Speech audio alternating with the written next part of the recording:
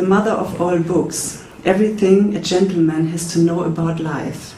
Of course, all its claims are wrong. Anti-feminism, anti-Semitism, but one has just to change imperceptibility, the position of element, and one obtains pure gold. And now I welcome Mr. Zizek, and thank you very much that you came to Brunswick, and I thank you for suggesting this book to all of us. It's really worth reading it. And the title of your lecture is The Spectators, Malevolent, Neutrality, and I hand over the microphone.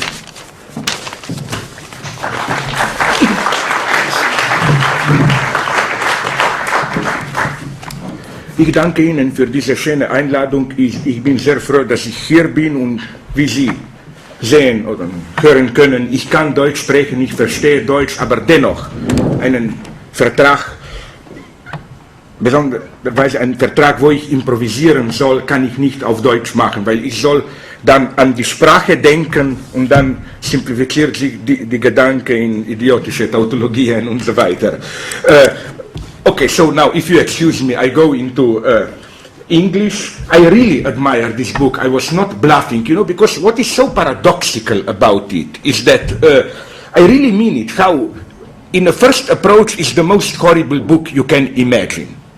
But then you just, you know, like, you remember those puzzles or pictures where something appears wrong? No, it's a chaos, but then you just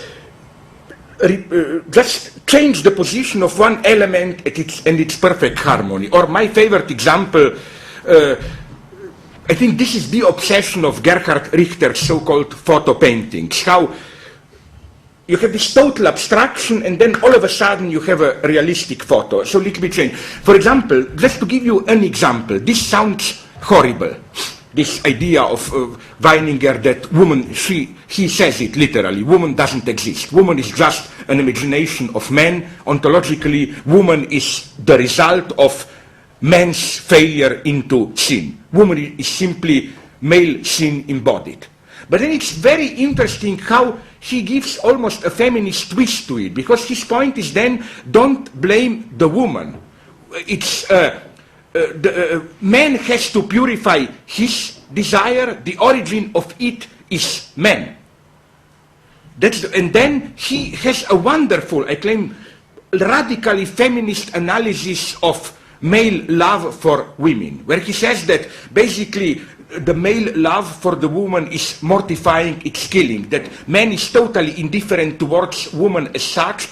Woman is for man only a screen for projecting male fantasies and so on and so on. So again, I think that such approach, where you discover insights in the middle of, as it were, enemy's land, is much more productive, I think, than the standard politically correct feminist wisdoms. Okay, now let me go to my topic. The title is The Spectators, Malevolent, Neutrality. Of course, anyone who knows Freud knows what I'm aiming at. It's an ironic reversal of Freud's position of the analyst, psychoanalytiker. The idea is that psychoanalysts should listen to the patient with benevolent neutrality. Which is this malevolent neutrality? My idea would be that this is basically the position of the spectator.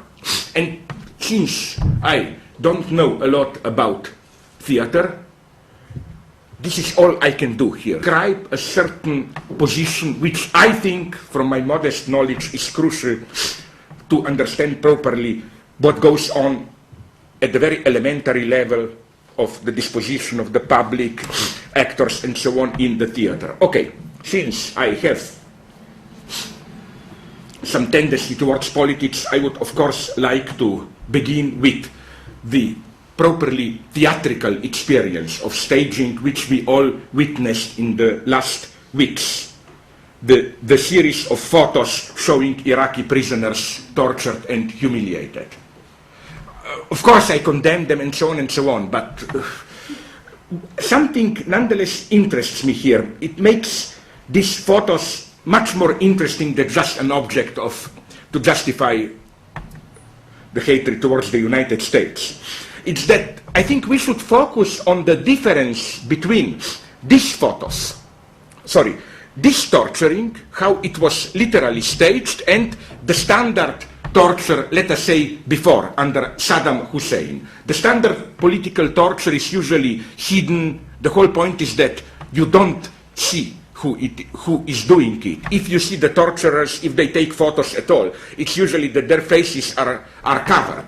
But here, the first surprise is that not only that the torturers were recording humiliations with a camera, but that they included themselves into the picture. You know, for me, the big shock was those stupid, ordinary American faces of innocent girls, boys, and so on, above the prisoners. Then I went a step further in my analysis and asked myself a stupid question. Didn't I already saw it somewhere? And of course, if you spend some time in the United States, you know that at least every 2-3 months, there is usually a scandal which explodes, where you can see similar pictures in all the media. It's what?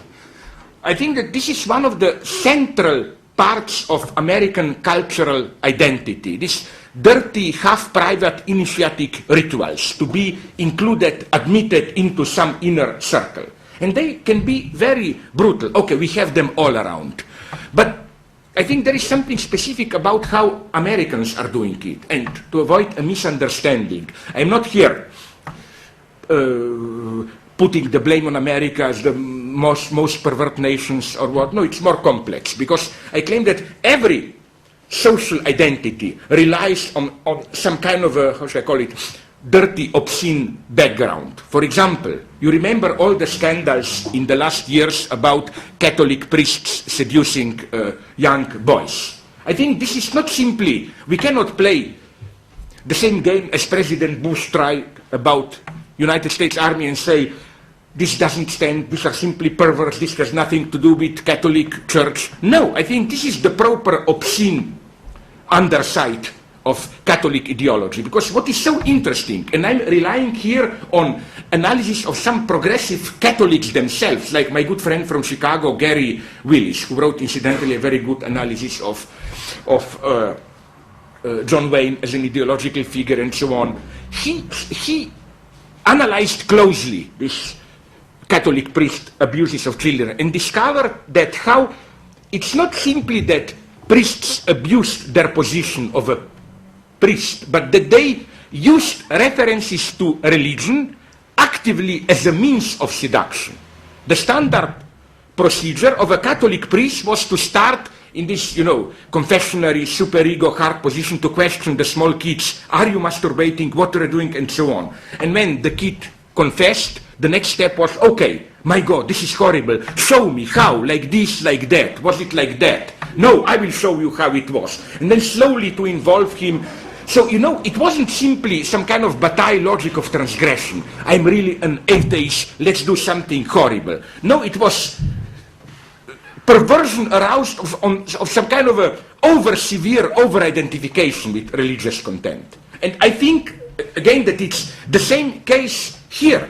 For example, when I was in some campus, I think it was, but I'm not sure, it was some small campus in Oregon.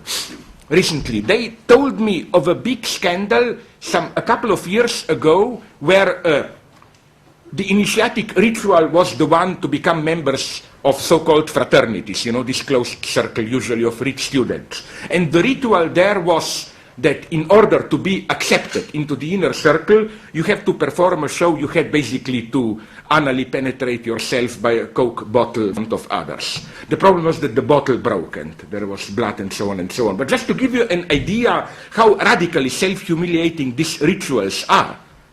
Or, every half a year usually there is a scandal about American Marines. They discovered that, to become member of Marines,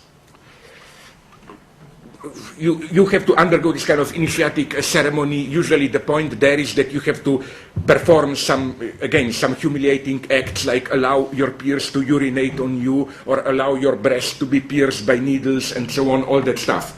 So what I claim is that this staging is crucial. This is what makes these cases specific. And here, if you want, Bush was wrong. Not only it's not true that this photos from Iraq are not for what the United States stands. No, in them we got inside. This is American culture as such, its obscene underside.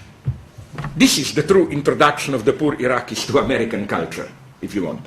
So when I hear the thesis of clash of civilizations, I would say, yes, this is a nice clash of civilization, not if you analyze big sublime religions, but if you compare these photos with the way torture was done under Saddam, this anonymous mass torture where the emphasis was not so much on humiliation but on just inflicting brutal pain and so on and so on. Again, the logic is totally different, and it's more than ever important, I think, to bear in mind these differences. Okay, this point is clear, but now the topic of my talk will be for which gays were these scenes staged. Because you remember, for example, the best known photo perhaps, although not the most horrible, was the one, you remember that prisoner in a kind of almost monk or rather Ku Klux Klan coat with a head covered, holding in his hand. I mean, this is pure theater staging, my God. I thought, I made an experiment with some friends of mine before they saw these pictures in the newspapers. They didn't know about them. I showed them that picture and asked them, what is this? They told me, did you arrive recently from New York? Is this some lower Manhattan avant-garde theater or what? Or some Mapplethorpe photos or whatever? I mean, this is American culture at its purest. But what interests me again is the following. For which gays are such obscene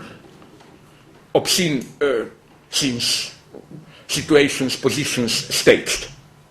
Okay, the answer seems easy. One, it's for their friends. The whole problem is that they were circulating, sending around these pictures and so on, which is why, incidentally, kind of a leftist ironic remark, it's typical that the main defensive measure of American army against the future occurrence of such abuses was, my God, I laughed when I read this is not a joke, unfortunately, was that they prohibited now the soldiers having these small video cameras and photos, as if you know.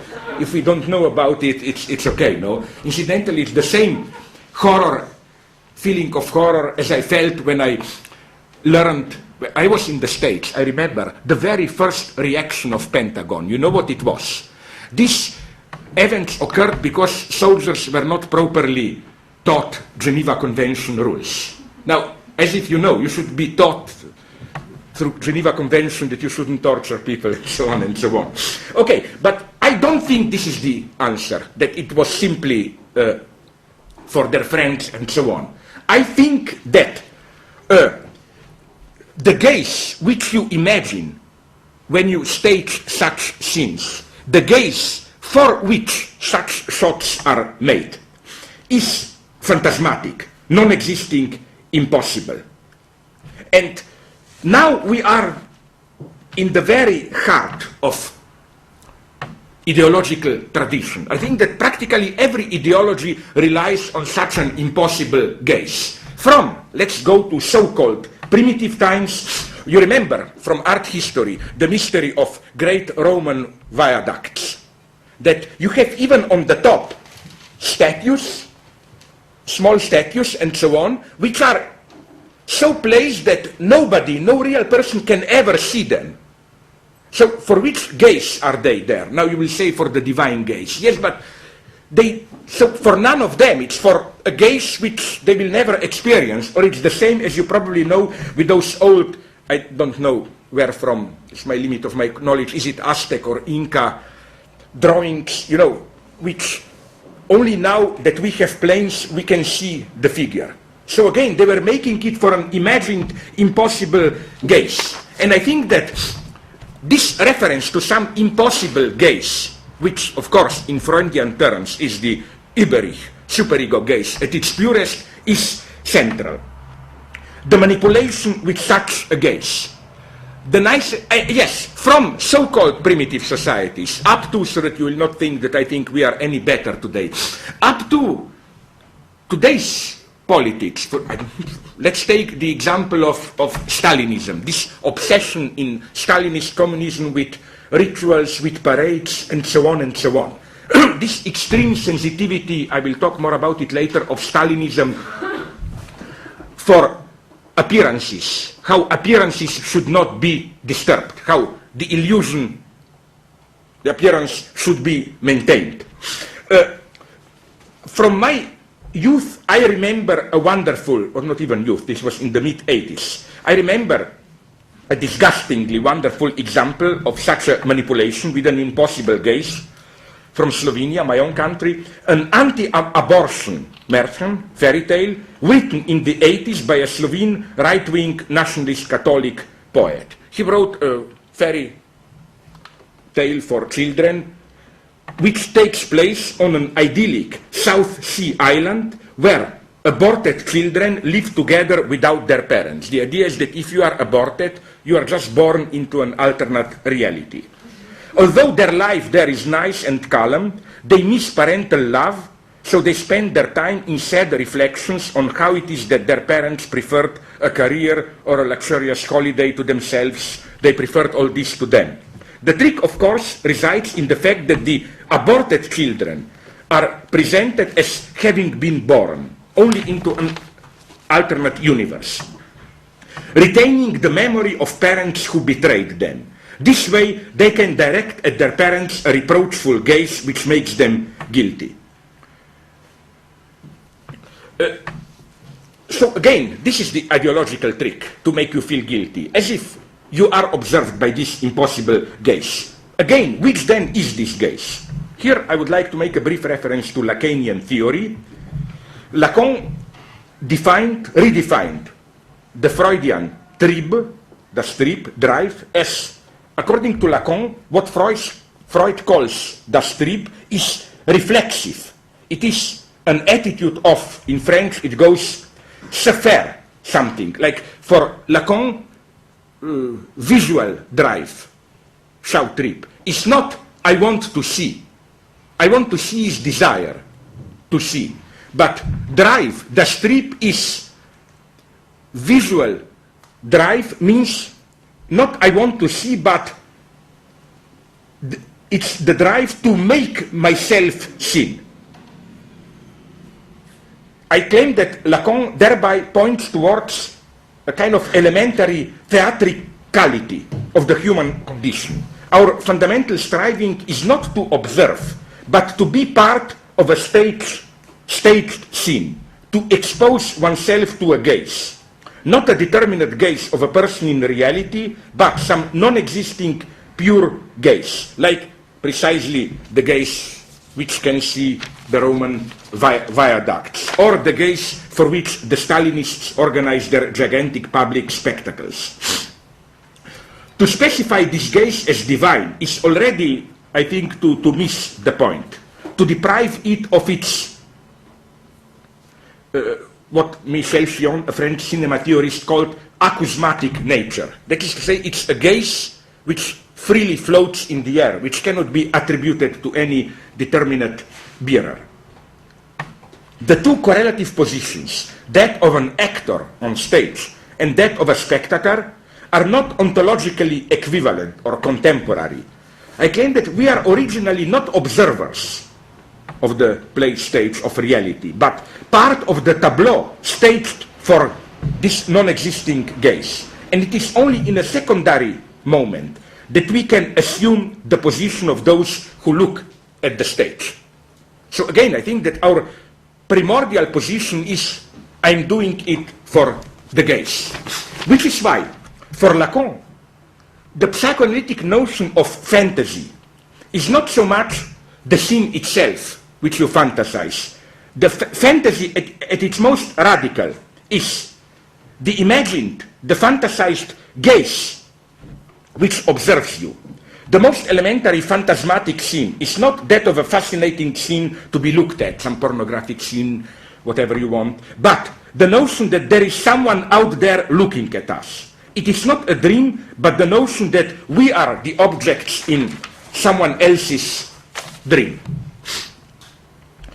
Does not the recent trend of so-called cam websites point in this direction? Namely, these websites which realize the logic of the Truman Show, the film, In these sites, we are able to follow continuously some event or place, the life of a person in his or her apartment, the view on a street, and so on and so on. For example, for some time I was trying to locate them on the web, and you find hundreds of incredible examples of persons who simply put video cameras in their apartment, and you can watch them day and night what they are doing. And it's not commercial, it's not you have to pay and so on. The mysterious thing is this need for the phantasmatic gaze to be there as the guarantee of my being. It's as if I exist only insofar as I'm looked at all the time. I think that similar to this is the phenomenon noted by Claude Lefort of the TV set which is all the time turned on, even if we do not watch the TV. The idea is that but the TV should watch us, in a way, all the time.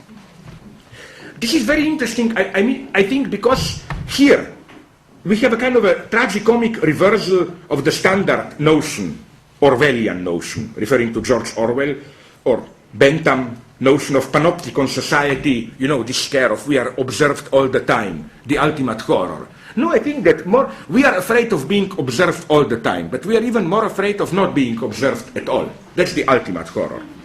And this explains the failure of a film which I find in its very totally boring, it's low commercial trash, totally boring nature, an interesting film.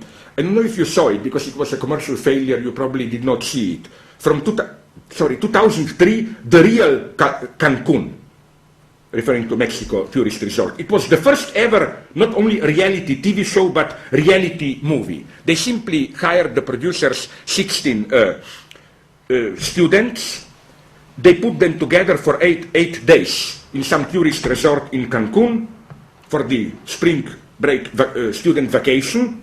And as the movie advertisement says, no scripts, no actors, no rules. Anything can happen on spring break, and it did. But of course the shock is that the movie is a total failure, because far from giving us the insight into real life, the point is that precisely nothing interesting happens, that it's totally predictable. Why? Let's look into the ideological background of this film.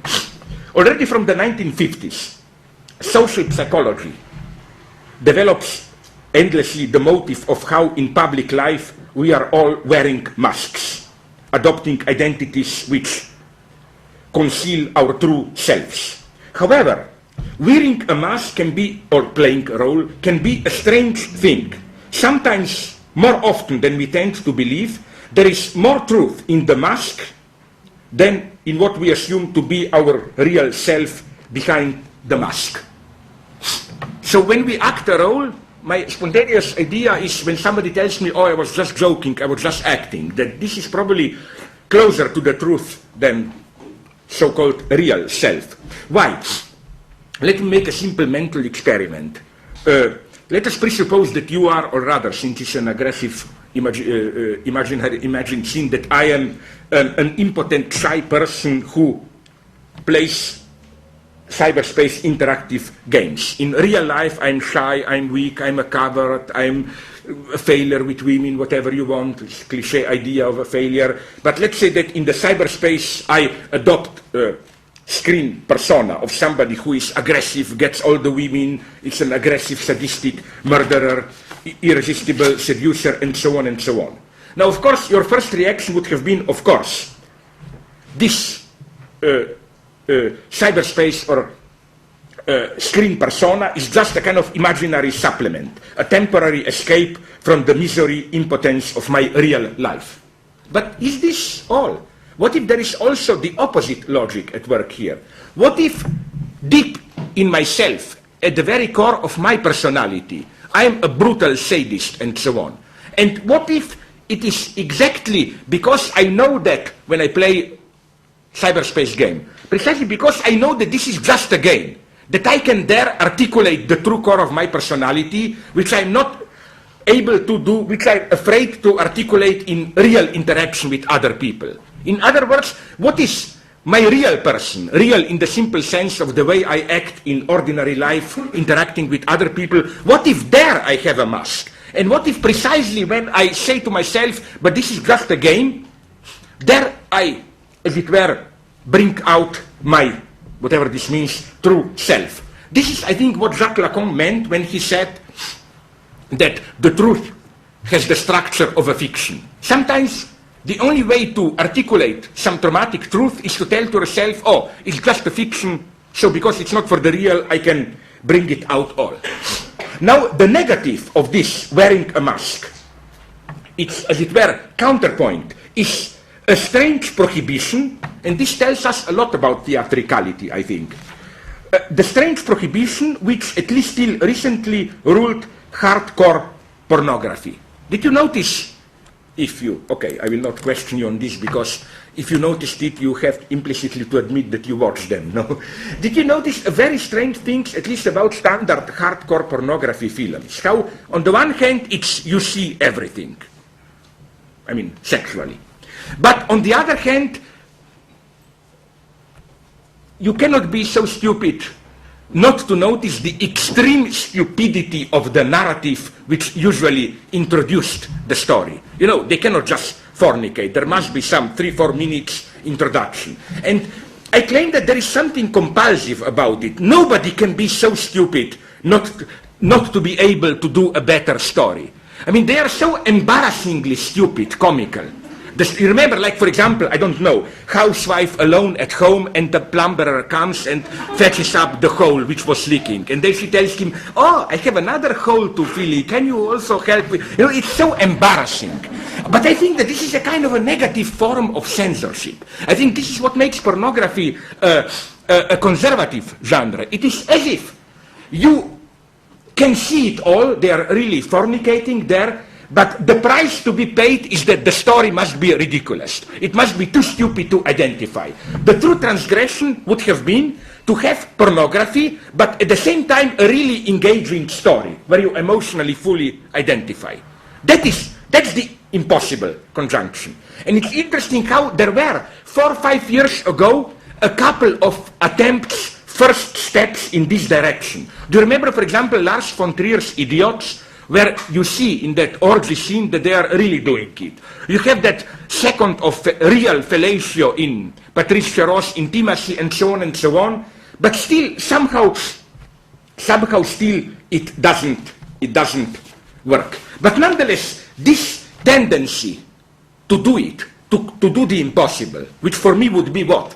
The impossible for me, as I wrote in one of my first books 20 years ago, would have been this. Imagine not just hardcore pornography, but imagine a standard Hollywood film, the most classical one, let's say the biggest, I will mention it later, Casablanca. But imagine it then that it's exactly the same film as it is. But then, you know that scene when Humphrey Bogart and Ingrid Bergman meet and they embrace, and then of course you have the fade out. Imagine the movie going on, and so that the movie would have been exactly the way it is, 10 minutes of hardcore sex there. Incidentally, this is not just my imagination. A guy, I forgot his name, wrote a strange short story. It's called As the Time Goes By, or what, where he does exactly this. He takes this scene, it's a 20 pages short story, which begins with this scene from Casablanca. You know, Ingrid Bergman comes to Humphrey Bogart in the night to get the visas, and then they embrace. In the movie you jump directly then through some mysterious fade out at what happens later. So it's not clear what happens. But here the story goes on, they start to make love, and then you have 15 pages of absolute hardcore, Ingrid Bergman licking him, double penetration, whatever you want. And what's even more obscene is that many phrases that we remember from Casablanca as famous standard Humphrey Bogart phrases, like you remember when he says, "Here's one to you, kid," are given very strange twist in this story. Like Humphrey puts his penis in her mouth and says, "Here's one to you, kid," and so on. So it even spoils. But what I want to say is that this precisely is unimaginable. But today people try to imagine it. Why? What is it true that we no longer have this censorship, since we can combine the two levels? I claim not. I claim that at a different level we are paying the price. What price? Today's hedonism combines pleasure with constraint, but I claim in a different way than the old notion of the right measure. The old Aristotelian logic is the logic of right measure. No, Aristotelian ethics is, ethics of moderation. Eat not too much. Sex not too much, whatever. No, the proper measure.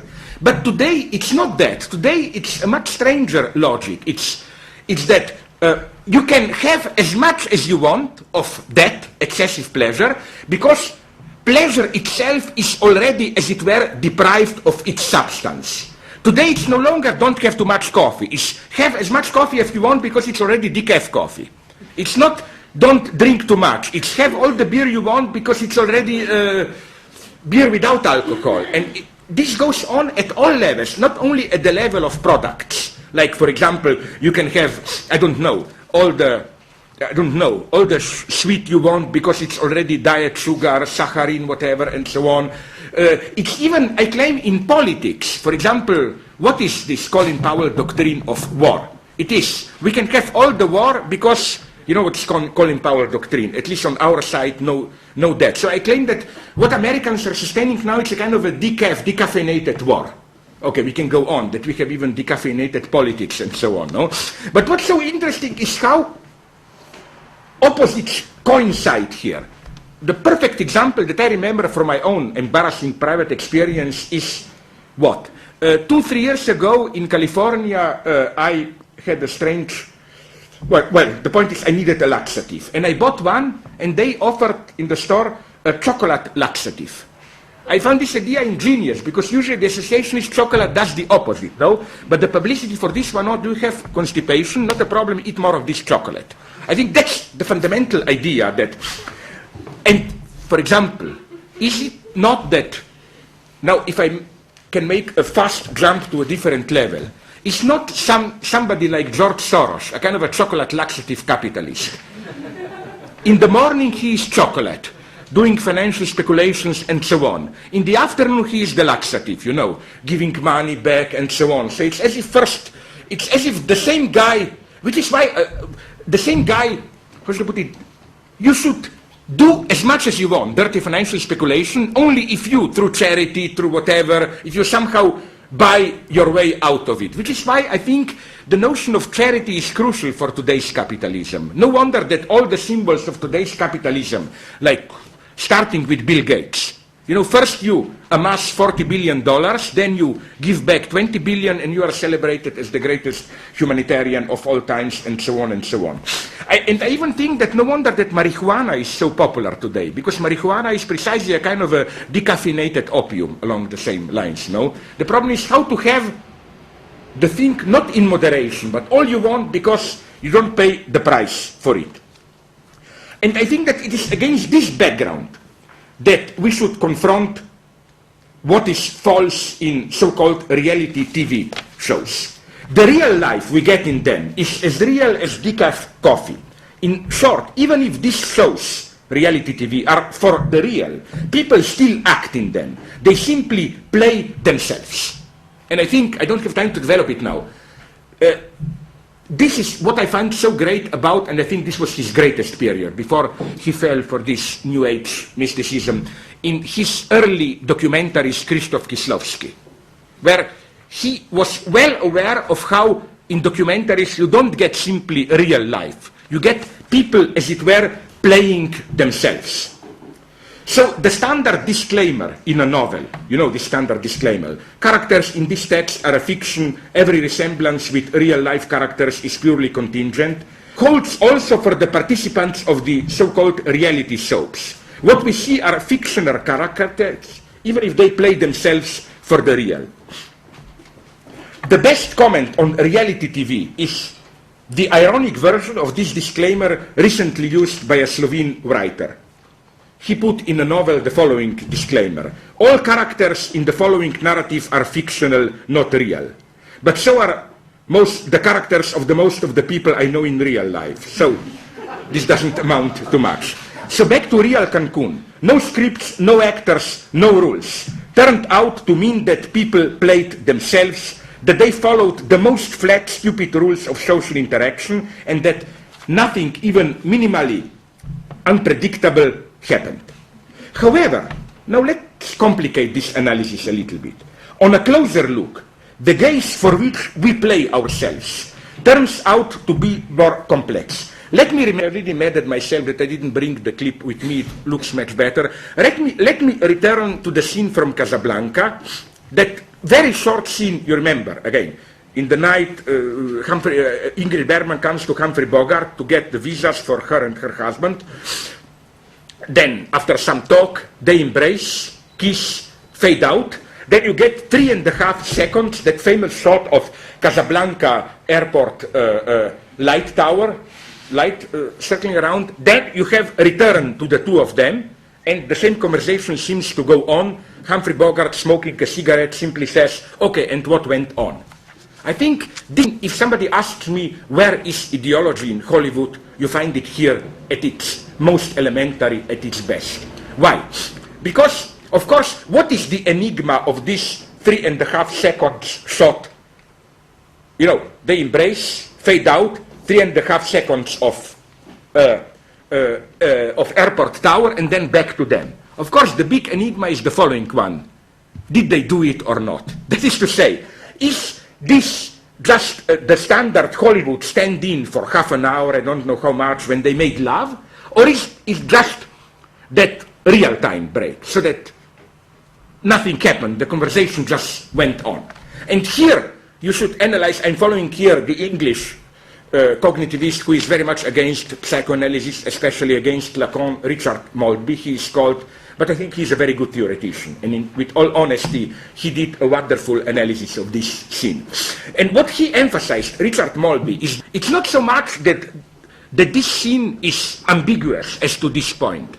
It's rather consciously self-contradictory. If you analyze closely this scene, you can see that it consciously gives signals, signs, which point to one and to the other direction. First, you have a whole series of codified signs that they did do it. First, as you know, in classical Hollywood, with Hays Code production rules, when the couple embraces and you have a fade out, it means they did it. Further proof, when after this fade out, you see the couple smoking a cigarette, this is always the sign they did it. This is, classical Hollywood was very codified at this level. Everything was possible to say, even if everything was prohibited. Like, prostitution was not allowed to be mentioned. You know what was the code? When somebody says this woman is from New Orleans, it meant prostitute. Or, for example, homosexuality was not allowed to be mentioned even as a topic. But the sign was, when somebody remarks about another man, doesn't he wear a perfume? Didn't he put perfume on? It meant gay, and so on. So along the same lines, when, after seeing, embracing, especially if a man is, when somebody of the partners is smoking a cigarette, it means they did it. So there is a whole series of signs. On the top of it, of course, the obvious vulgar phallic metaphor of the tower, that they did it. But at the same time, there is a whole series of signs that they did not do it. First, the same conversation seems to go on. Point two, they are all dressed neatly. There is a sofa behind which is not disturbed in any way, and so on and so on. And the nice thing is how this ambiguity is maintained up to the end. In the final confrontation, on the Casablanca airport of the three of them, Humphrey Bogart, Ingrid Bergman, and Victor Laszlo, the virtuous anti-fascist resistant husband, there is a very mysterious conversation between Rick, Humphrey Bogart, and Victor Laszlo. Rick tells him, you said you knew all about Ilsa. Ingrid Bergman character, Ilsa and me. Victor, heroic husband, yes. Rick, you didn't know she was at my place last night when you were. She came there for the letters of transit. Isn't that true, Ilsa? Ilsa, yes. Rick, she tried everything to get them and nothing worked. She did her best to convince me that she was still in love with me. That was all over long ago. For your sake, she pretended it wasn't, and I let her pretend. Victor, I understand. Well, I don't understand. Because, this can be read as if she did everything like we did it, or it can be read we did not do it. And I think that, again, that this ambiguity is crucial. Here, Maltby is very precise. This is how Hollywood worked. It addressed you, to use the standard Lacanian term, as a split spectator. At the same time, it allows you to watch the movie in a totally naive way. You can say, sorry, nothing subversive or morally, ethically prohibited, illegitimate is going on. I'm totally covered. Nothing happened. But at the same time, it gives you a whole series of clues for your dirty imagination. And crucial is the coexistence of these two levels. It is as if the ideological big other, the ideology of the film, is addressing you with the following message. Let's make a deal. We will put up a front so that you will be able, confronted with the big other of ethical censorship, to pretend that everything is clean, so that then you will be able to have all your dirty imagination. But the crucial thing, and here I disagree with many of my deconstructionist, whatever, American friends, is that I don't see in these two levels, in how you have the official, purely moralistic level where nothing happens, people behave properly, and then all this dirty imagination of what could have happened. I don't think that this dirty underside, it is in any way transgressive, ethically liberating, emancipatory or what. I think that Hollywood ideology is precisely two at the same time.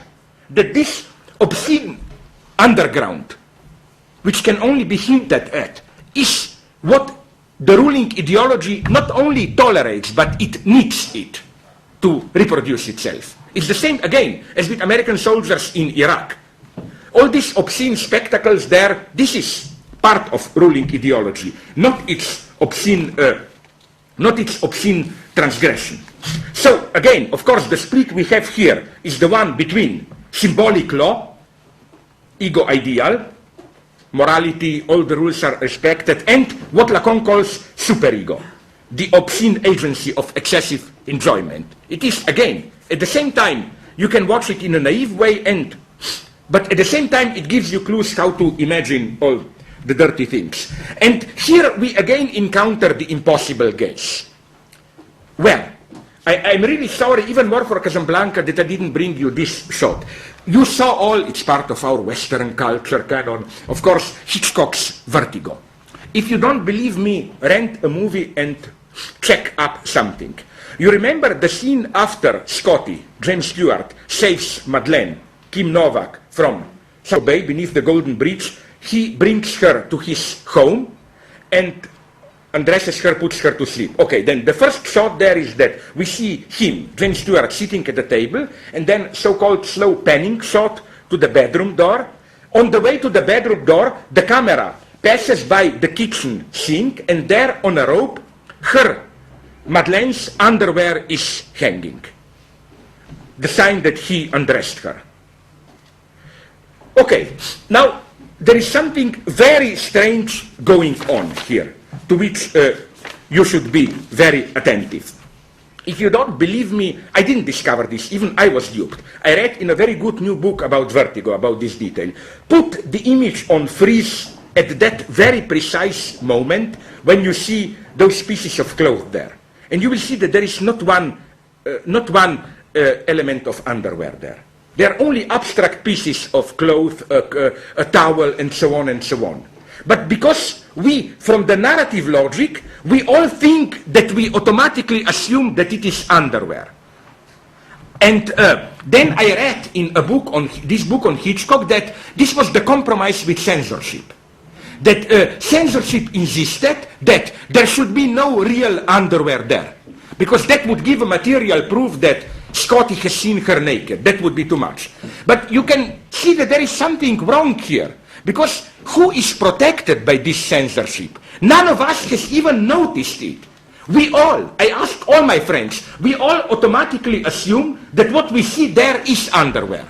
So whom were the censors whom were they trying to protect? Not us. It was precisely that, let's call it the gaze of the big other as the innocent bystander. That gaze should be protected. It's not our real gaze. So you see, when we Lacanians speak about the big other, we are not dreaming. You have it here, this imagined pure gaze. It's that gaze should be the gaze of appearances, as it were, should be protected. Nonetheless, this gaze is radically ambiguous. On the one side, it is radically naive, operating under the conditions of so-called suspension of disbelief. It wants to be deceived, caught into the lure. This is, I think, the reason why cinema lovers are obsessed with small mistakes. Like, for example, to take another example from Hitchcock, there is a wonderful mistake in, again, you can check it up, in North by Northwest.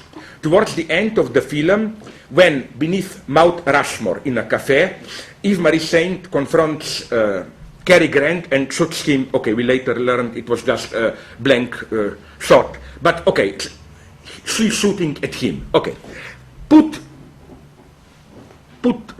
your video or DVD on a slow motion and watch carefully. Before she even pulls out a gun, Yves-Marie Saint, you can see, because this takes place in a busy restaurant, you can see in the background a small boy doing like this. What was it? They were repeating scenes 10, 15 times, and the boy was, of course, tired of hearing the sound, so he knew there will be a shot, and But why are we so deeply satisfied when we see this? My point is that it does not ruin our identification. In a way, we want to be deceived. We love Hitchcock even more. You know, it's not, oh my God, now we unmasked Hitchcock. We want to be deceived. It's much more mysterious. So this is one aspect of this gaze. And this is on what I want to focus now. This is for me this malevolent neutrality of this gaze. On the one hand, it is the gaze which is, my God, how time is running. On the one hand, it is the pure gaze for which appearances have to be maintained. Like, you know, even if we all know, in this gaze, you can also find it operative in another everyday experience. Were you already in a situation where, for example, you were talking with some people, and you all know what it is about if you were talking about some dirty, traumatic, whatever thing. You all knew what it is about. There was nobody else here. But nonetheless, you were embarrassed to say it publicly. Whom did you want to avoid to embarrass? It is as if we presuppose an invisible, impossible gaze, which is, again, the proper appearances, the innocent gaze. But my point is that at the same time, this gaze is ignorant, it must be deceived, appearances must be maintained, but at the same time, it's a malevolent, suspicious gaze. And this ambiguity is crucial. At the same time, she ignores the gaze for which appearances are to be maintained, but at the same time, the gaze which excessively fantasizes, projects into it dirty meanings. This, again, is what goes on repeatedly in Hitchcock's films, okay, now I will shorten it a little bit. Not only in Hitchcock's film, but even in a nicer way. This paradox, we find it in theory, operative even in theory.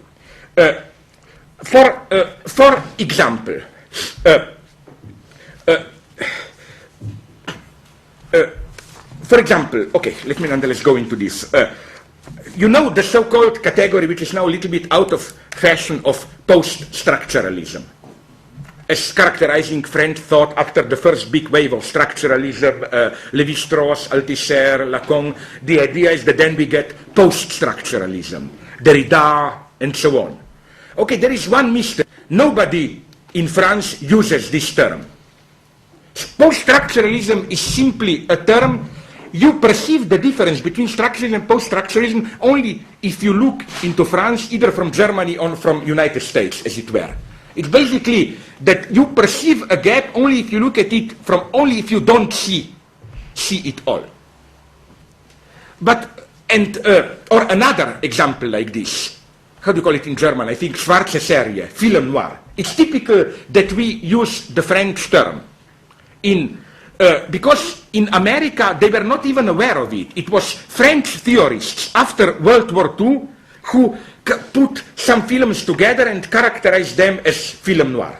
It was again only from France that you saw it. In Hollywood, they were not even aware that these films belonged together. it can be shown how it was only from the limitations of the French gaze that this appears to you. So we have here, in a way, two non-existing entities. We have film noir, which emerges as a category only if you look at it from France. If you don't know really what went on in Hollywood, you have deconstruction, where you have or post-structuralism, a category which does not exist for France itself, although it's supposed to be French deconstruction. It's something which appears only from the limited external American gaze. Of course, the ultimate irony is there when you put the two together. For example, the classical example of American Academy in the 80s, 90s, post-structuralist, deconstructionist analysis of film noir. Wonderful, a non-existing theory analyzing a non-existing genre. But my point is that nonetheless it works. My point is that this kind of misreading can be productive. Okay, I don't have time now to develop this, how wonderfully this works apropos of Jacques Derrida's philosophy, where it's clear that deconstruction or post-structuralism basically means the American misreading of Derrida, and German also. But what is so interesting is that at a certain point, Derrida, as it were, identified with this misreading. And this misreading was very productive in a way. It gave to Derrida and deconstruction a much more radical political twist. What we are dealing here with is so-called, what in cinema theory is called the drama of false appearances.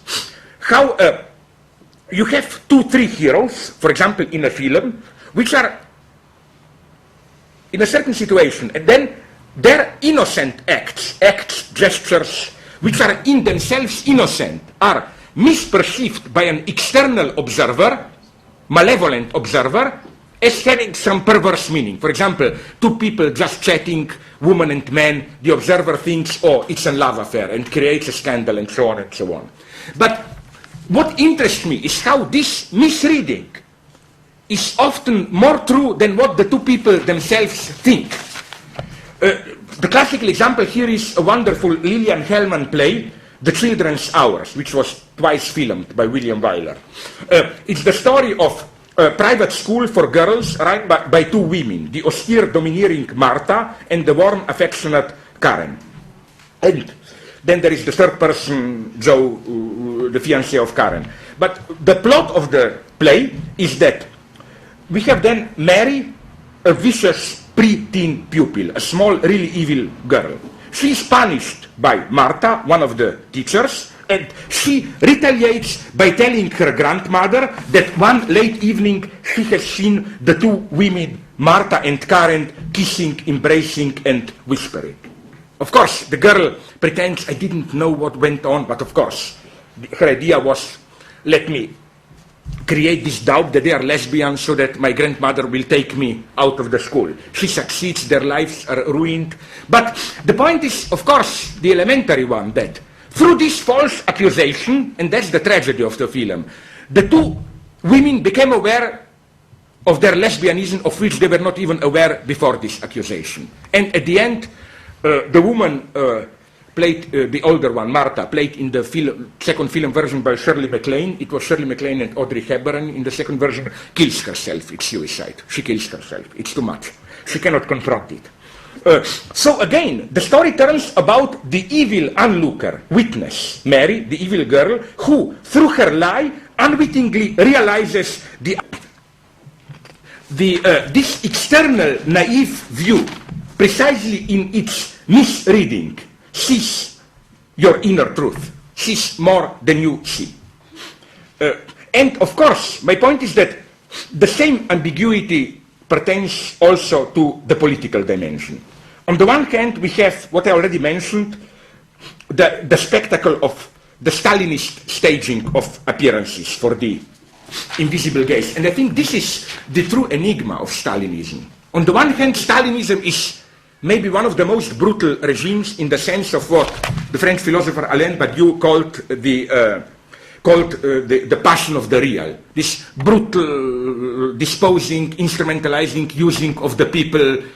No, but Stalinism is not simply that. The paradox is that at the same time, I don't know of a regime more sensitive to appearances than Stalinism. In Stalinism, if somebody were to tell publicly something bad about Stalin, it would be total catastrophe. And this is, I think, the key to Stalinist, let's call it symbolic economy. For example, I remember from my own youth, where I was half playing some kind of modest dissident, how in a small student journal, we published a poem which, if you read it in a very paranoid way, you could say that it was kind of dissident critique of communists in power, blah, blah.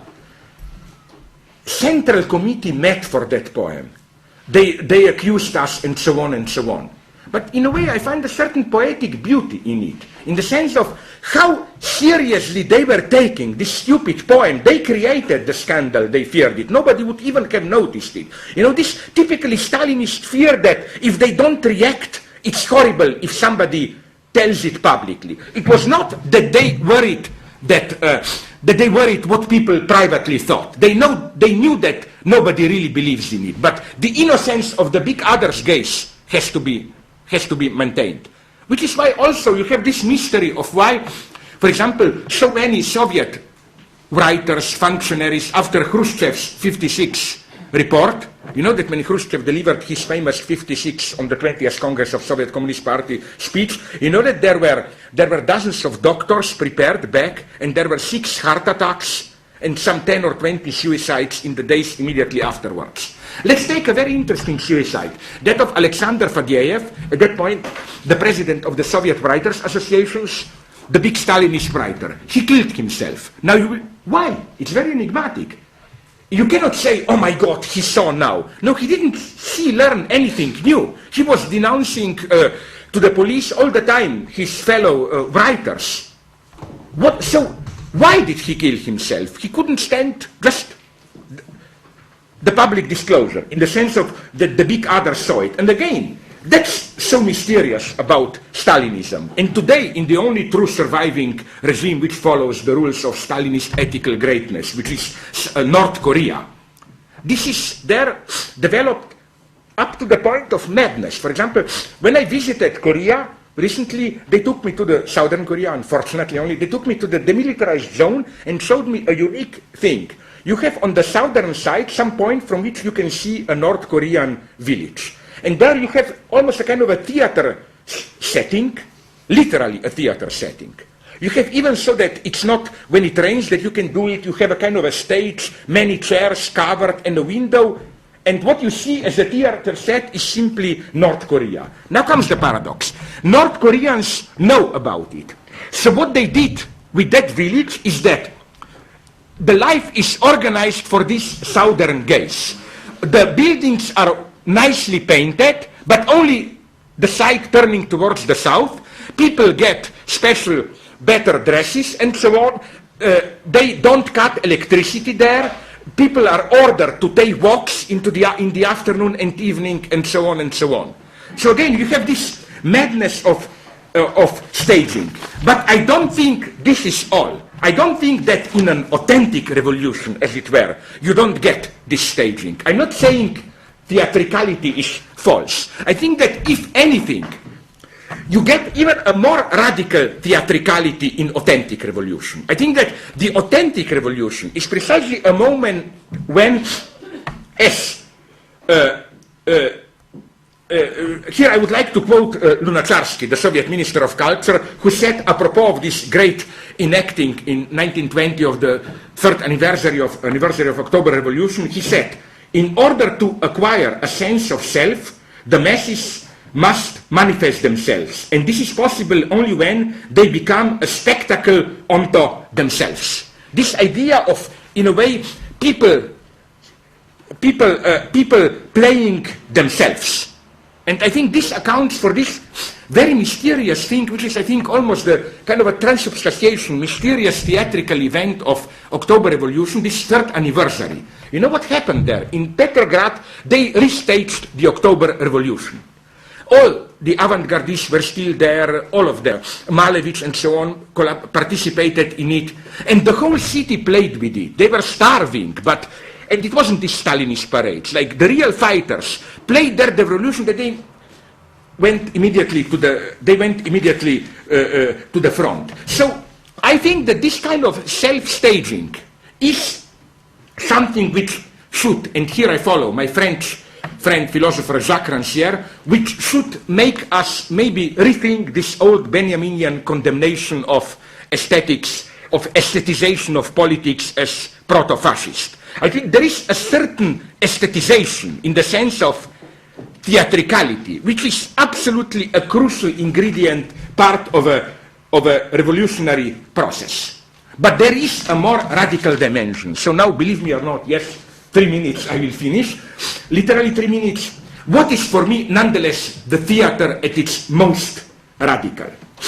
Usually, people think that music is more radical, especially in the German tradition. You know, Schopenhauer's idea that theater and visual arts only imitate appearances, that it's only in music which renders directly the will itself, the nominal will, this life drive will itself. But I think there is something more horrible than this pure encounter of the life drive itself in music. It's the opposite. What would be the opposite? Usually we say that music renders what you cannot see, what is too strong for representations, for Vorstellungen. What you cannot see, this pure life force, it is rendered in music.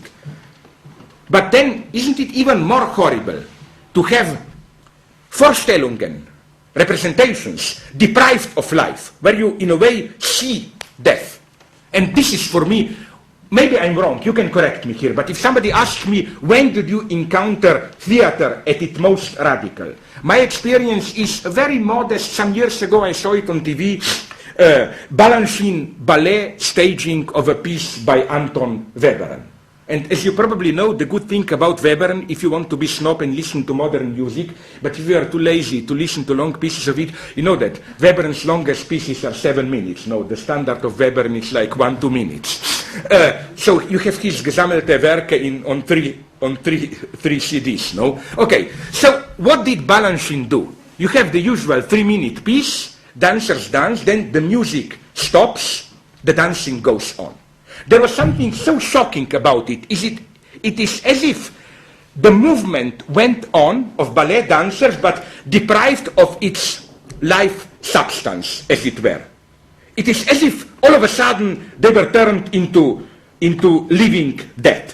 Their movements lacking vocal support allows us to see not the voice. In a way, I claim they stood for silence. It was possible literally to see silence. This is, I think, the counterpoint to Wagner's moment of modernism. You know, when Tristan is dying, you have those key lines when he says, "Ich höre das Licht," I hear the light. This is Wagner, Schopenhauer. But what we get in theater is not I hear the light, but I see the silence. And this is for me literally the sublime moment of theater. And to this we should stick more than ever. Which is why I always am, that's the limit of my knowledge of theater, distrustful about this, how should you call it, real theater, theater of cruelty or whatever. It can be in a way, I think it can be very ambiguous. It can move in this direction. It can also be the worst of American ideology in the sense of this authenticity. You must have, like, if you don't slaughter chicken on the stage, it's somehow false, it's not real life or whatever. I mean, I think that the fundamental lesson of theater for me is precisely that there is more truth in theater than in reality behind the theater. That it's, as in, the logic I'm aiming at is that of, why not end up with a vulgar remark, that of cartoons, Zeichentrickfilme, no? Why are they so fascinating for me? Because, again, think about Tom and Jerry and those elementary ones. What kind of image of social life you get in them? An extremely realistic image of they are fighting each other all the time, plotting, killing, and so on. The image of social relations you get there is much more cruel than you get in an ordinary movie with actors, and so on and so on. You know, this logic is what I'm aiming at, that what Lacan calls the real, the traumatic core that we are afraid to sustain. Fantasy is closer to the real than reality. In the opposition between fantasy and reality, the real is on the side of fantasy, which is why I think we need theater. When you act, you are more real than in reality. So I think that you should be proud if you deal with theater and turn around the usual phrase, like when they say, I don't know, I like these simple reversals, when they say, I don't know, cats or dogs are for those who cannot stand children. I think on the contrary, children are for those who cannot, and so on. And it's the same that I think that reality is for those who cannot stand theater acting. We literally escape into reality. Our reality, I'm not some kind of crazy subjective idealist. When I say reality, I mean social reality. Our real life interactions are already staged as an escape. Escape from a traumatic excess, which precisely you encounter in the theater. I'm very sorry if I was too long, but at least you know why my friends call me Fidel, like Fidel Castro, who I didn't do it 7 hours. Thanks very much.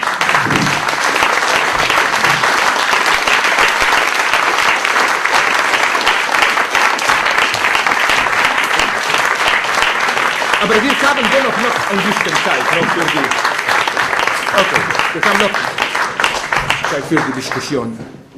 So, jetzt kommen die 10 Minuten für Demokratie, oder? Wir haben heute ganz lange Zeit. Sie können Fragen stellen, as you already said, you can ask these questions in German, if you like. Aber ich verstehe Deutsch, antworte vielleicht auf Deutsch. Es gibt ein Mikrofon. Sie können loslegen. Mich würde sehr interessieren, ob diese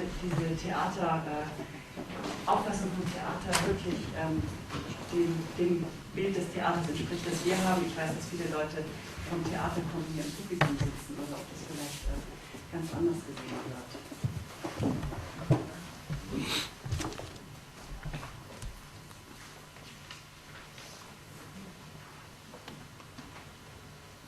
If you will not ask a question, then I will ask myself a question. And sorry. No, I thought that you are provoking them to ask the question along these lines. Nee, also oder fragen Sie einfach irgendwas, aber because I think you come so much from film. Yeah. And when you talk of theater, that when you say that playing a role in theater is much closer to reality than not playing. Yeah. I don't know, there is a difference between playing on a theater stage and playing a role in daily life, isn't it?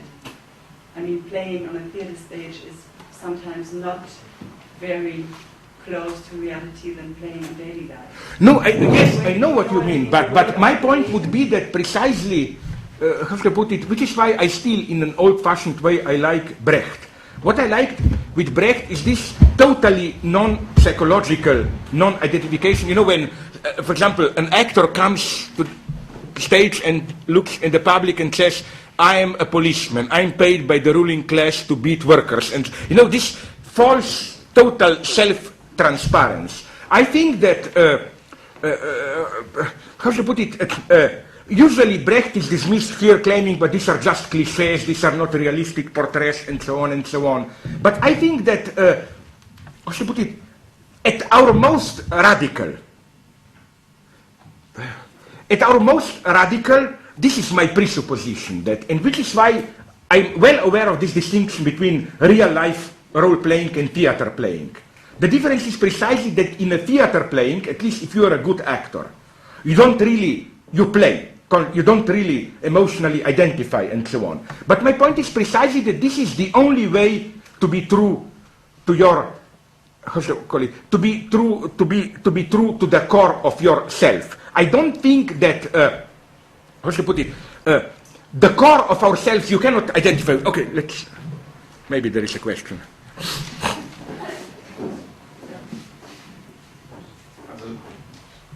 Ich frage mal lieber auf Deutsch, das einfach vielleicht auch für die anderen, wenn die nicht mal in Englisch hören müssen.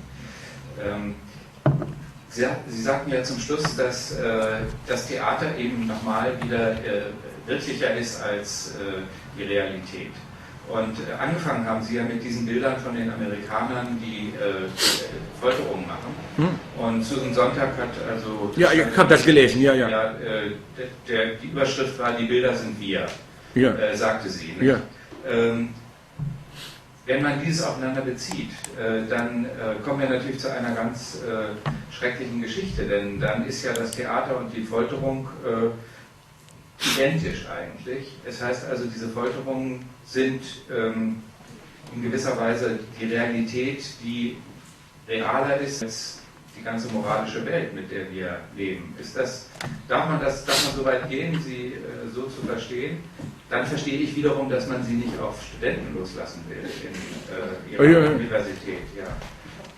No, what I see the problem you see, of course, but my reply would be here a very elementary one, that precisely this is how I would understand Freud's, from the short quote at the beginning of, from, is it Aeneid or Virgil, I forgot, from Traumdeutung, Acheronta movebo, that the true social change have to move the underground of these fantasies, that this is where, it's just, my other parallel would have been, for example, take American South in the 20s. You have officially Christian society. Then you have Ku Klux Klan, which was exactly the same. Publicly, nobody admitted it, but it was the whole set of this obscene, or I don't know how it is in German army. I know how it was in Yugoslav army. It shocked me how you had the official values, and then you had the whole set of these obscene rituals, unwritten rules, and so on and so on. And my thesis is simply that what truly keeps together a society are these obscene rules. Now, I'm not saying we are victims. I'm just saying that the true ethics is attacking, changing those rules, which is why another aspect of this is that I'm deeply suspicious of not so much Mikhail Bakhtin, but some Bakhtinians who, in a simplified reading of Bakhtin, with this simple duality, social order is stiff rules, then you have this liberating carnival. Yeah, but I'm sorry, but Kristallnacht was also one big carnival. And even, I read some new analysis now, which claim that Bakhtin developed his carnival theory in the 30s with clear reference to Stalinist trials as quite a big social Rabelais carnival. So the standard American scene, or even here in Germany or in Europe, when a couple of neo-Nazis go out and beat some immigrant workers, well, if there ever was a carnival, this is a carnival. So, I don't think that carnival, I deeply distrust, here I'm a Brechtian conservative, I deeply distrust this idea, carnival, the world is around, moral rules are suspended, and so on and so on. No, this can be liberating, but can also be the most horrible thing. And I think the horrible things, the most horrible ethical fiasco is precisely when the limits are changed and when things become publicly admitted. For example, for me, the true horror, one of the horrors of today, of this debate of torture in the United States, it's not does the torture go on or not. Of course, it did all the time. The true horror is that it's publicly acceptable to talk about torture. The true horror for me of today's United States is that the society, it's the same as with racism. If you have to argue against racism, the battle is already lost. I would like to live in a society where racism would be permitted because it would like to make some stupid remark like, you are an idiot, you are laughed at. In Hegelian terms, at the level of ethical substance, Sitten, it must be simply that it disqualifies you. And what I find so horrible is that this is for me the big ethical change in today's United States, that torture is an acceptable topic of public debate. 10 years ago, are we aware of it? This would have been unthinkable.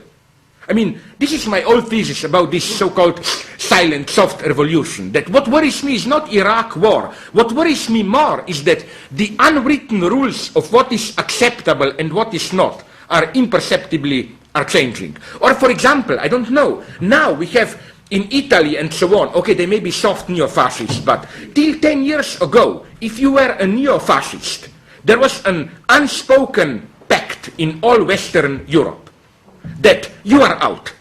you are, because of democratic rules, allowed, but it was kind of a, we don't talk with them. Now these rules are also changing. First Italy, then Austria, then we will see what, and so on and so on. So again, my point is that, my point would have been no, but that to operate changes at this level is much more difficult, and that it is at this level of unwritten, obscene rules, which are this Iraq tortures, that at this level the battles are. Aber das ist doch dann ein Weg zur wirklichen Wahrheit. Also es ist so, dass die Lüge. Ja, ich weiß nicht, jetzt ist es wieder. Ja. Also wenn ich das richtig verstehe, dann ist das ja so, dass dieses Aufweichen dieser Tabus eigentlich eine Befreiung der Realität ist. Yeah, but what do you mean by taboos? My point is precisely that there are taboos and taboos. There are taboos which are part of the system, and the system needs them as taboos. That was the point of my analysis, for example, of Casablanca. It's not official ideology wants you to think nothing happened, but in your dirty imagination you dream that Ingrid Bergman and Humphrey Bogart were fornicating. No, official ideology wants you to fantasize in a private way as much as. That this is, as it were, the libidinal bribery that we are getting. This is how ideology functions. And this is my experience. I'm here speaking about a very personal experience. From, I don't know if there are here any DDR Leute, I don't know how it was then, but in our relatively liberal socialism, for example, that was the point. Officially, there was a certain official ideology, socialist democracy, blah, blah, blah. But of course, for this official order to sustain itself, you had to obey a whole series of unwritten. And one of the ways to play a dissident game was to simply follow the official ideology more literally than it followed itself by ignoring the unwritten rules. I remembered once we had a confrontation with a member of our central committee who says socialist democracy, blah, blah, blah. So we said, okay, let's do some social democracy, blah, blah, socialist democracy, and we did some, okay, two radical things. Then we told him, what are you talking about? You are now opposing so... And then he was not able to counter us directly. The only thing he was able to do was, but don't you know what's about? Are you know, like he was only able vaguely to refer to obscene rules. Don't you know what are the rules of the game? My basic insight is that the ruling ideology is both levels at the same time. That it's not only that, or to put it in a different way, there are transgressions and transgressions. There are transgressions which truly undermine the system, but there are transgressions which are part of the system. And I think this is especially important today. This is part of my big disagreement with some classical feminists who still act as if the ruling ideology today is some big patriarchal authority. No, I claim the ruling ideology today is enjoy life, multitude of I don't know, multisexuality, polymorphous, do this, do that, go to the end, reinvent yourself, and so on. This is my problem with this idea that we should have plastic, self-undermining identity. This already is the ruling ideology for me.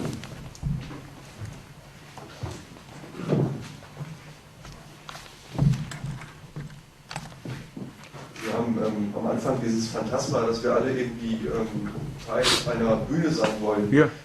Als zentral für die amerikanische Kultur oder Identität bezeichnet. I meant that what is central for amerikanische Identität are only these initiatic rituals. Okay. This specific form of this staging of rituals. Because, sorry, go on. Okay, also mich interessiert einfach der Ursprung des Ganzen, die Gründe dafür. Würden Sie das als Zeichen der christlichen Kultur, des Westens, des Kapitalismus bezeichnen, oder ist das eine anthropologische Konstante, die sich durch die ganze Welt und ganze Zeiten zieht? Ich beschäftige mich selbst zurzeit mit Kriegsberichterstattung vor 100 Jahren, also um 1900, und kann da feststellen, dass schon damals Kriegsberichterstatter sich ständig selbst in Szene setzen wollten. Ja? Also sie haben zum Beispiel Fotos gemacht vom Kriegsschauplatz, auf denen sie ständig selbst zu sehen waren. Was, glaube ich, 50 Jahre vorher noch ein bisschen anders war. Und ich frage mich die ganze Zeit, woher das kommt. Woher kommt dieses Interesse, ständig selbst Teil des Stücks zu sein? Okay, now I will give you a very naive answer. First, it interests me very much what you are doing, because I read a very interesting book also about not so much war reporting, but about war Tagebücher, what soldiers in First World War, what they remember. And there is an incredible element there of the power of fantasy.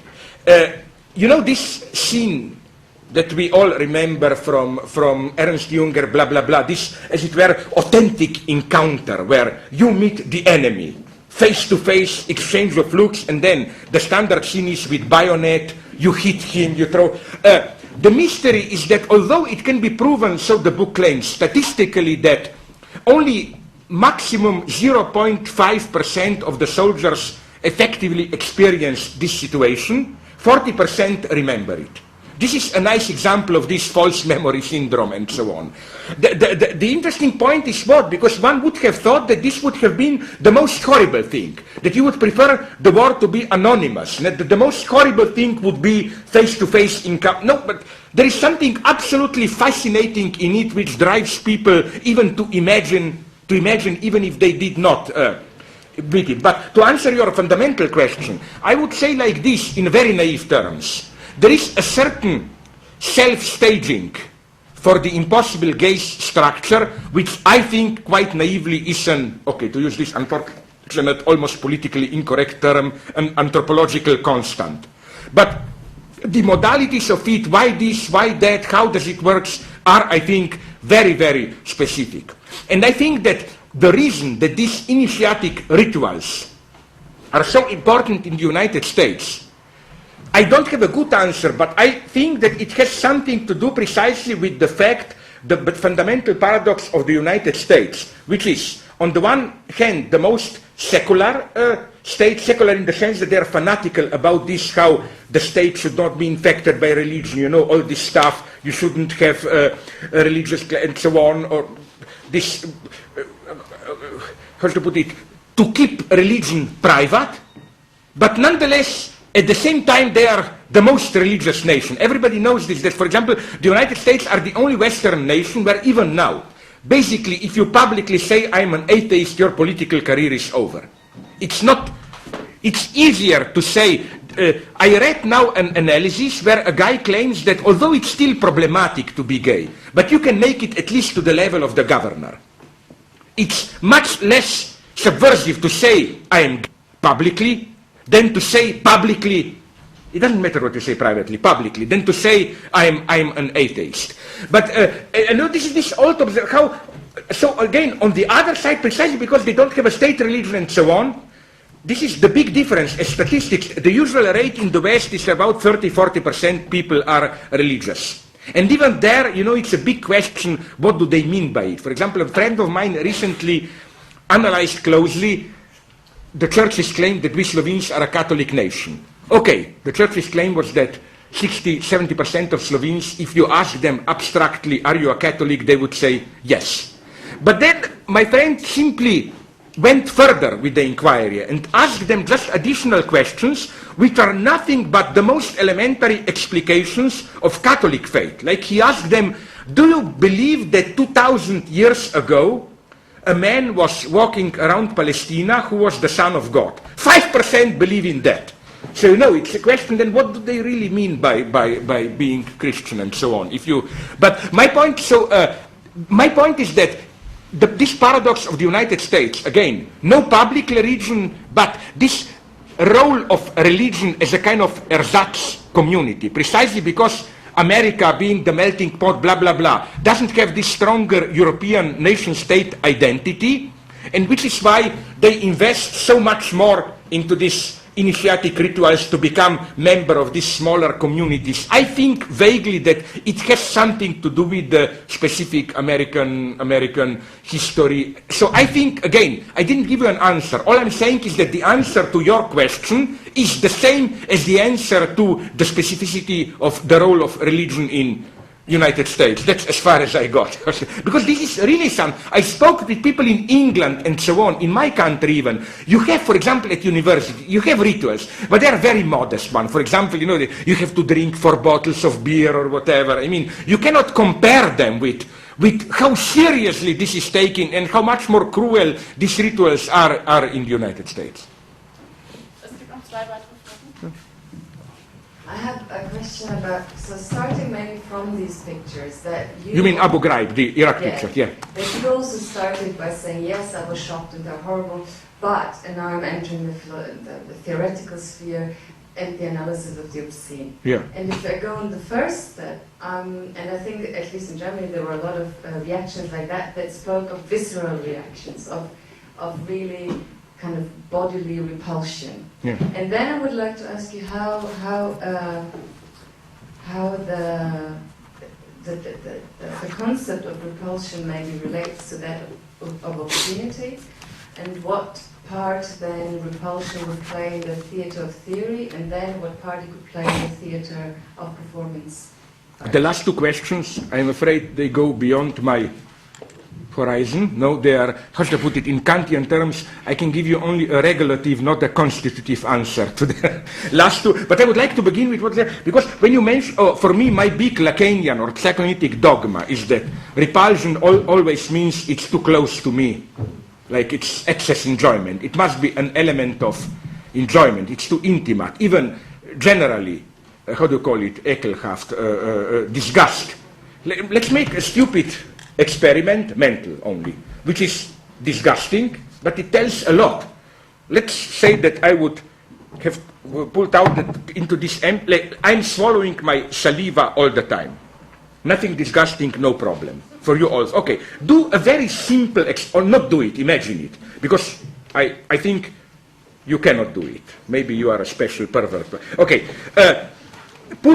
spit a little bit of saliva into your glass, it's your own, and then try to drink it. What's the problem? It's your saliva. A minute ago, it was in your, you know, the moment the inside gets outside, and the more intimate, the more it's disgusting. So I think, again, the disgust, it's strictly a defense against excessive enjoyment. It comes too close, and so on. When you spoke about the visceral reaction, but nonetheless there is something false about it, and this interests me. Namely, I agree with analysts who said, and Susan Sontag, I think, her first point is that how Bush, in his reaction, shifted the change. He said he was disgusted at the pictures, not at reality. It's crucial here. Because as it is clear now, everybody knew it. Amnesty International, Red Cross, everybody was bombarding the states. Everybody knew about it. So again, you see, it's the same mystery as that of the 20th Congress of Khrushchev report. The big scandal was caused simply, and all the visceral reaction was caused just by us being confronted by it. It's not that we learned anything. The big other learned it, that impossible gaze. We no longer are able to play the game of as if pretending that we don't know it. So again, this visceral reaction, I claim, has nothing to do with true immediate visceral reaction, like it's so horrible. No, it has something to do with the fact that it became public, in a way. And here, things are extremely mysterious at the level of intersubjective communication. For example, a very disgusting personal example, not, this time I can honestly say not of me. I know many couples, unfortunately, where, you know, for example, man is cheating his wife, woman cheating her husband, and they all play the game with mistresses. Oh, if I only were able to leave my wife, I truly love you, blah, blah, blah. But nonetheless, the moment the guy is, for example, I know examples which literally repeat that Age of Innocence, Edith Wharton, maybe you saw the film I did earlier than before reading the novel, experience of how, for example, you know the novel, the guy all the time wants to join, okay, to speak in the, to put it in the cinema terms, Daniel Day-Lewis wants to marry Michelle Pfeiffer, no, all the time dreaming about it.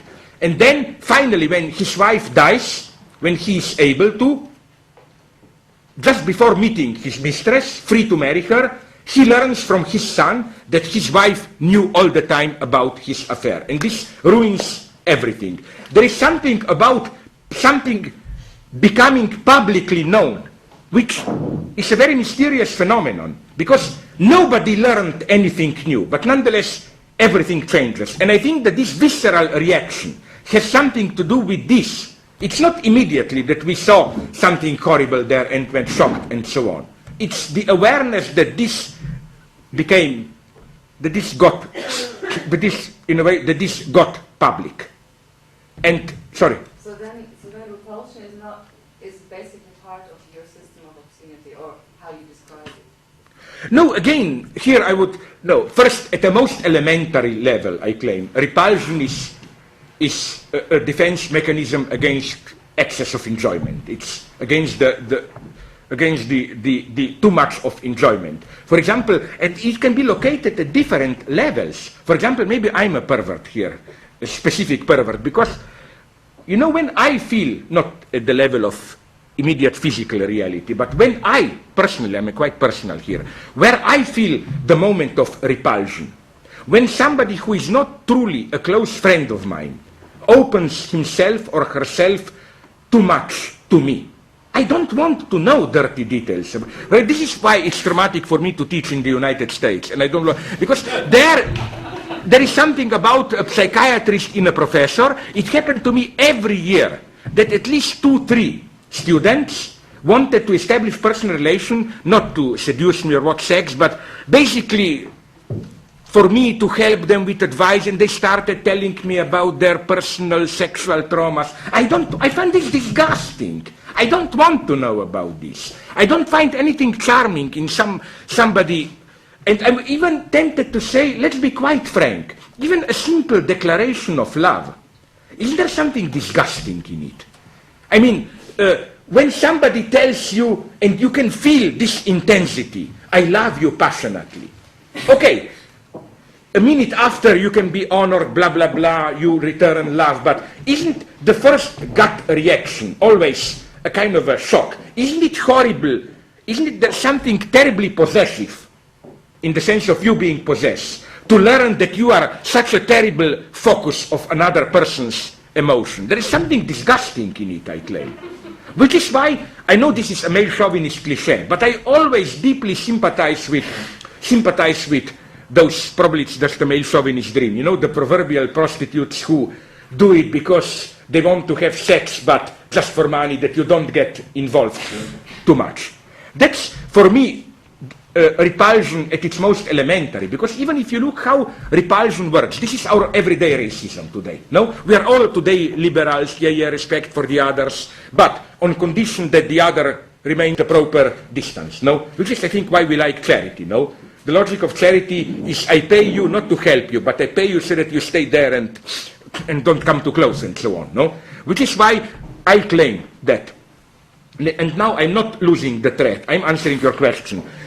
Precisely an aspect of this repulsion is what we call today tolerance, as the multiculturalist tolerance. I'm speaking not about ideal tolerance, but about really existing tolerance. That is to say, in our hypersensitive Western societies, what does tolerance mean? I claim it means more and more its exact opposite, intolerance. Tolerance means is the opposite of harassment. It means let's not harass each other. Harassment, I think, is precisely a code word for the other getting too close to you. That's for me this incredible narcissism of American obsession with sexual harassment. Of course, I'm against harassment when women are effectively harassed. But what I saw in the States is another aspect. It's that it's basically a defense. Like, I don't know, I look you into the eye, it's visual rape. I talk in a vulgar way, it's whatever. It's this radical fear of the other in his, her desire or enjoyment getting too close to you. And as I develop in some of my older texts, I think that the same goes even for smoking. I don't smoke. I don't protect companies. I'm a terrorist here. I think they should be, I don't know what, prohibited. But nonetheless, I think it's something very suspicious in our obsession with danger of smoking. Why can't, you know, this intolerance, my God, how can we be, this idea of looking at another person enjoying himself or herself in such a reckless way. No wonder that one of the nice cases where United States applied Stalinist practices is exactly smoking. I refer here to the noble Stalinist art of retouche, you know, when they correct the images.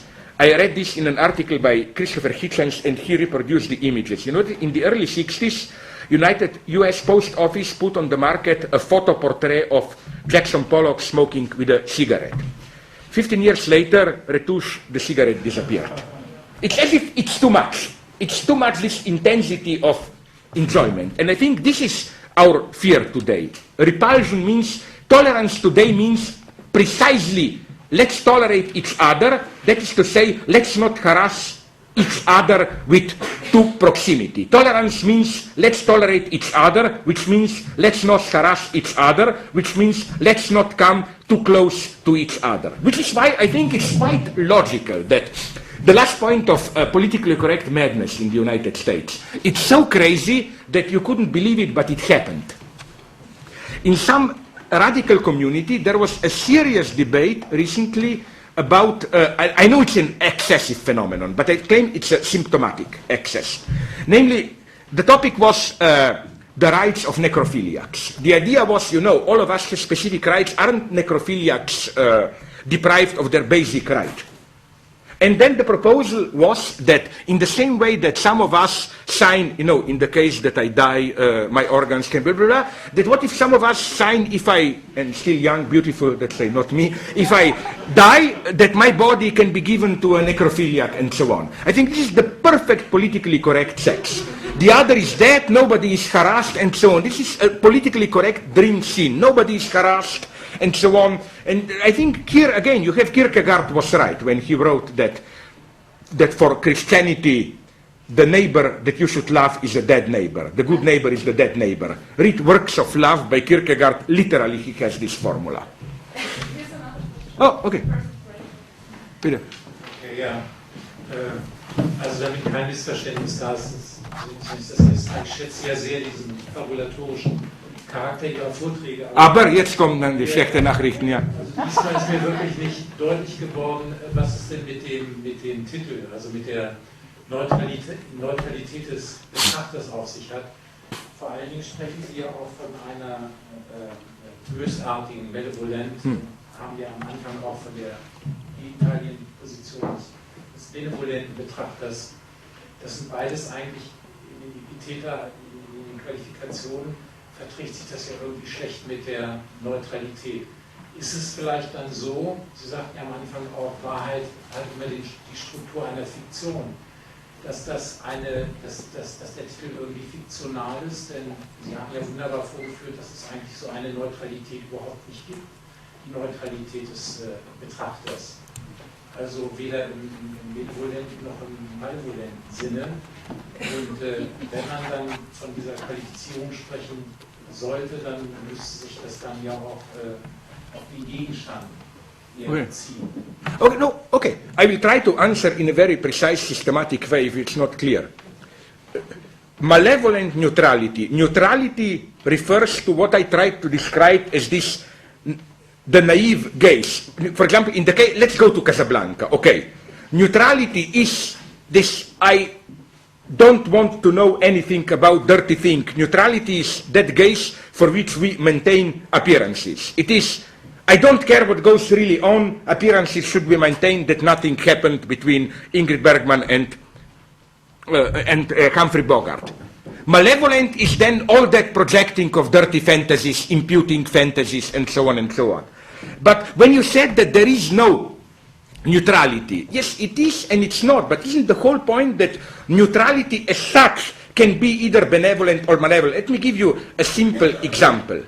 Isn't it that when you are dealing with even Adorno has in his Minima Moralia, I think, one of the wonderful short passages, whatever paragraphs, about how to put it, to be polite in a situation of extreme cruel intensity, it's the ultimate insult, in a way. Or, for example, that's how I read this Hannah Arendt stuff, that let's take the proverbial example of, I don't know, SS officer who does it. That's, for Hannah Arendt, difference between this banal evil and between SA and SS, as you probably know from her Auschwitz book, no? That SA was still this primitive barbarian, lower class, enjoying, beating, excessive enjoyment, harassing, beating the political enemies, while SS is abstract, bureaucratic, neutral,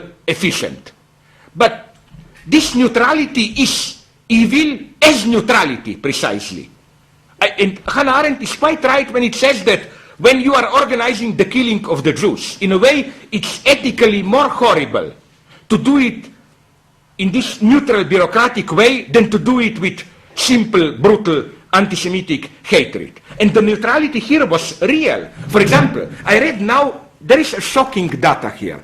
I read now in a book, History of SS, incidentally, a book by a Jewish author, not anti-Semitic. You know where, I think that September, I forgot the exact date, September 38, I think it was, is a historical date. You know where Eichmann was on that time? On the way to Palestine. Because Eichmann, the one that we all know and love, Adolf, he established a contact with Haganah, the Heart Palestinian, so-called, how to put it, secret service of the state before there even was the state, because they both had the same interest, to get rid of Jews from Europe. Haganah wanted Jews there to outnumber the Arabs. The Nazis, at that point, they didn't yet decide on the total Holocaust. They wanted the Jews out of Europe. And they made a deal, which basically held for a couple of years.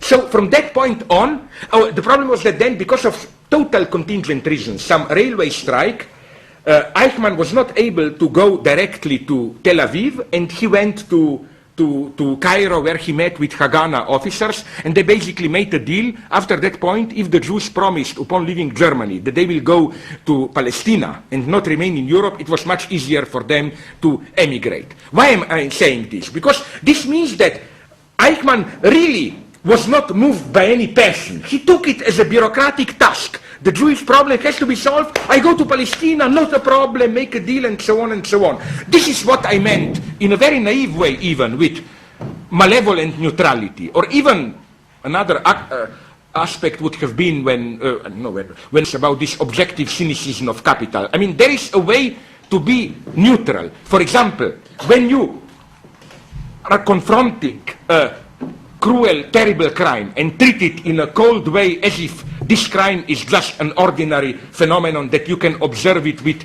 detachment. Isn't this neutrality which is inherently malevolent? Ich bin da nicht einverstanden. Also ich verstehe den Begriff anders, muss ich sagen. Okay. Denn wenn ich mich neutral verhalte, ist das immer schon eine Wahl.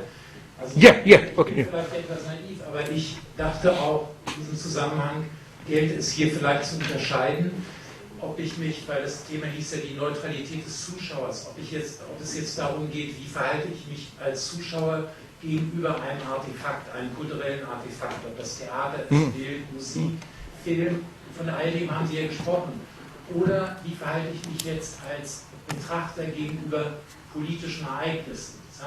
Das sind zwei grundsätzlich verschiedene Bereiche oder Entitäten, wenn Sie so wollen, wie Sie gesagt haben. Denn wenn ich mich gegenüber einem kulturellen Artefakt verhalte, habe ich überhaupt kein Interesse an Neutralität. Im Gegenteil, das geht ja von jetzt nicht auch tabulatorisch werden, Aristoteles, eben diese ganze Ästhetik. Ich will mich ja involvieren lassen als Betrachter gegenüber der Kultur, habe ich überhaupt kein Interesse an Neutralität. Und wenn ich als Betrachter gegenüber politischen Ereignissen mich verhalte und sage, ich will da mal neutral bleiben, dann ist das eigentlich auch schon eine Wahl. Ja, dann verhalte ich mich eigentlich schon nicht mehr neutral, sondern das, was Sie beschreiben, eigentlich ist, denke ich mal, ist eine Form von Gleichgültigkeit. Dann interessieren mich die Dinge aber nicht mehr. I would be tempted in a close analysis to complicate things. Because, for example, in art, even when we talk about the opposite of neutrality in the simple sense of emotional identification, I claim that here I agree with you, but maybe even more radically, maybe, you can correct me immediately, than you meant. Let's take an example of melodramas when you cry. If you do. I honestly, till recently, I did cry at some good melodramas. I claim that precisely this is the form of neutrality. That is to say, I think you only cry through a distance. What do I mean by this? For example, when we say you identify with the film, you identify because you are all the time at some level aware that it's not really happening. What I mean is the following. Let's say you are seeing a terrible melodrama about a murder. blah, blah, blah. But imagine what would have happened if all of a sudden you were to notice that you are watching, how are they called, snuff movie. Let's say that the guy is, my God, really being killed there.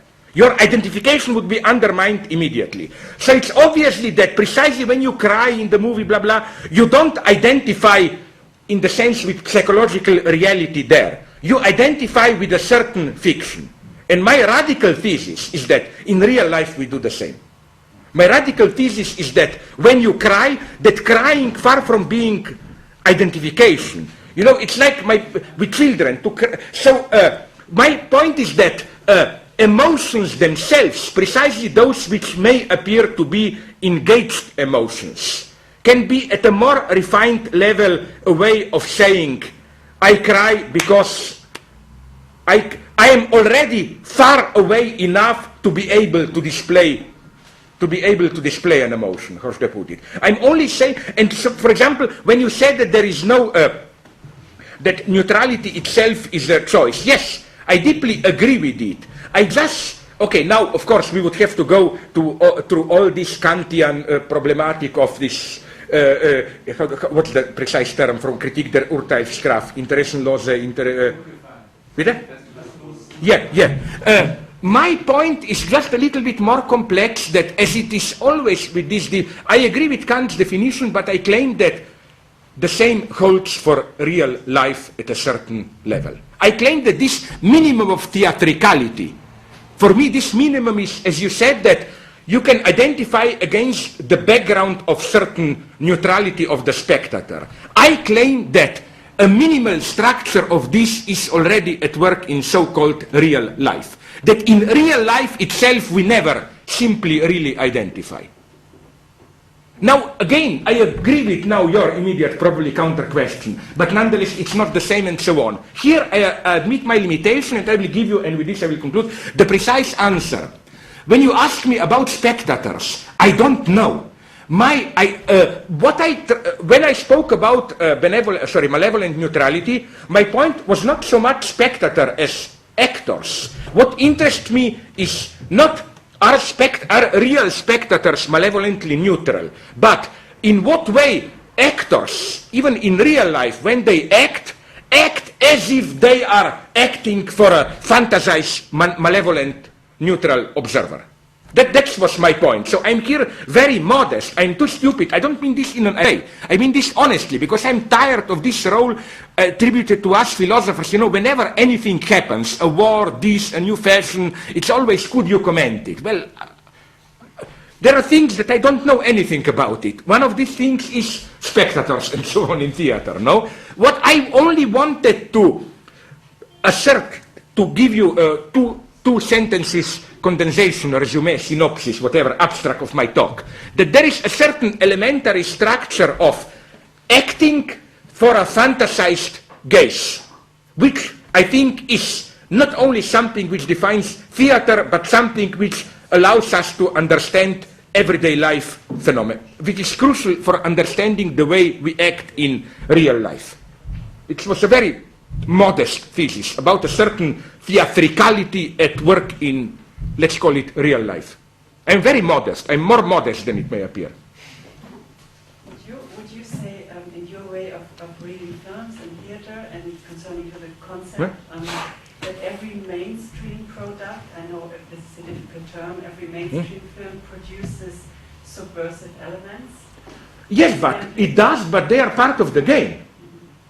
How should I put it? That was at some level my main thesis, that these so-called subversive elements are part of the game, which is again my disagreement with some of the feminists and so on who think that the moment you have some homosexual innuendos or whatever, multiple perverse sexuality, that it's subversive and so on. No, I agree with Lacan. I think that perversion, but I don't think homosexuality is a perversion. I think that perversion is socially a very constructive attitude, part of the game and so on. And again, my point is that again that a certain this excess of, I wouldn't say subversive, however you call it, transgressive and so on, is something that the power structure needs in order to reproduce itself. I think even at a very elementary level, what does it mean, I claim? I'll ask you a very simple question. Let us say that you are a member of certain, you want to become a member of certain enclosed community. It can be a very modest one, a theater group, academic department, and so on. If you will try just to learn the rules, you will be an idiot. You know that proverbial idiot who follows the rules too literally and sticks out precisely by following. To be really in, you have to know the unwritten rules which allow you to violate the explicit rules. And these unwritten obscene rules are crucial. And these rules are very interesting. For example, my favorite example, to give you precisely this malevolent neutrality example, my favorite example, okay, being Stalinism 36-37. Imagine we are now a meeting of the Central Committee, I'm Stalin, and let us say then that one of you stands up and says, Comrade Stalin was wrong, blah, blah, blah, and you attack me. Okay, okay. Then let's imagine that another person stands up and says, how dare you say this? Don't you know that we don't criticize Comrade Stalin here, that it's prohibited? Okay, I agree that it wouldn't look too good for you. Probably you would disappear. But I think you would disappear even earlier. Because I think that it wasn't only that it was prohibited to criticize Stalin. It was even more prohibited to publicly pronounce this prohibition. The worst thing you could have said is, in Soviet Union, it's prohibited to criticize Stalin. The illusion had to be sustained, although everybody knew that it's the wrong one. That, of course, we can criticize Stalin, just that he's so good that there is nothing to criticize and so on. But you know, although this is a ridiculous illusion, it had to be sustained. So here, again, things are more complex and so on and so on.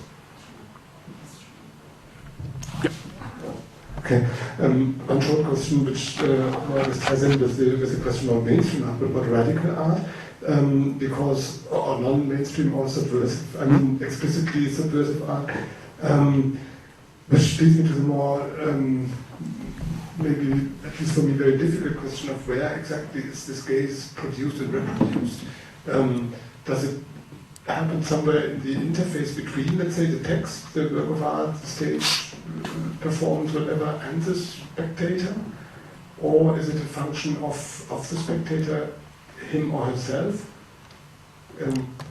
No, okay, again, this is for me a question which, I'm very honest here, goes beyond my scope. What I tried to, my thesis was only that before we are spectators, we are actors.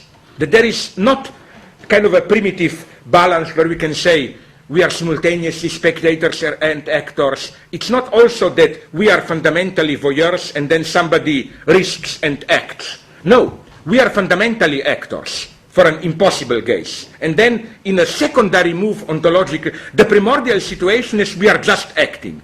There is nobody who observes us, just a non-existing gaze. And then it's a secondary move that somebody assumes, takes the risk to say, but I, as a spectator, will be that gaze. But even when we are that gaze, I claim, the situation is always more complex. For example, Jacques Lacan, in his seminar on ethics of psychoanalysis, gives a wonderful cynical theory of the Greek chorus. He says, what's the function of the chorus? That chorus is the ideal spectator. He says that the role of chorus is the same as that, you know, that evil cynical notion of so-called weepers, women in so-called primitive countries that you pay so that they cry for you. The paradox is that this works, no? Like, you can do the mourning through another. Now, you will say this is primitive. It's not. We are doing the same in our societies. TV shows, my eternal example, canned laughter. You know, French had all these stupid series where laughter is part of the soundtrack. This is a very mysterious phenomenon if you think about it. Because the idea is not that the TV set, the TV apparatus laughs to remind you when to laugh. I think that it directly laughs at your place. Maybe I'm the idiot, but this is how it works with me. I'm tired as a dog, I watch a TV set laughs, although I don't laugh, at the end I feel released, as if I laughed.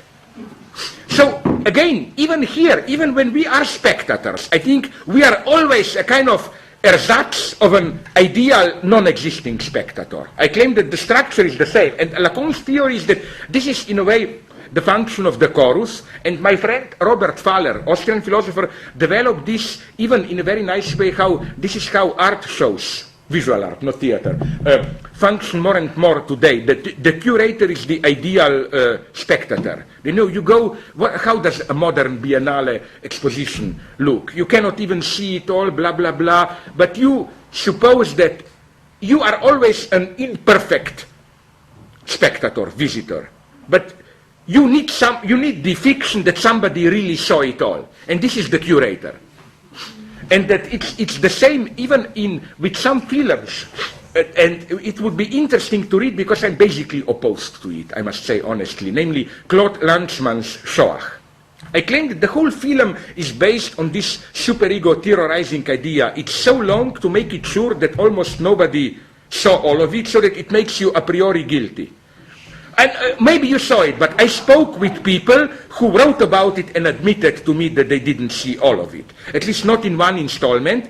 The second thing which aroused my suspicion is that I noticed how all the interpretations of Shoah, Lanzmann's film, usually refer to 3-4 scenes which are very limited, like that famous scene when Polish farmers even today comment on, and so on and so on. So I think that paradoxically, Lanzmann's Shoah is a film which literally makes you guilty by saying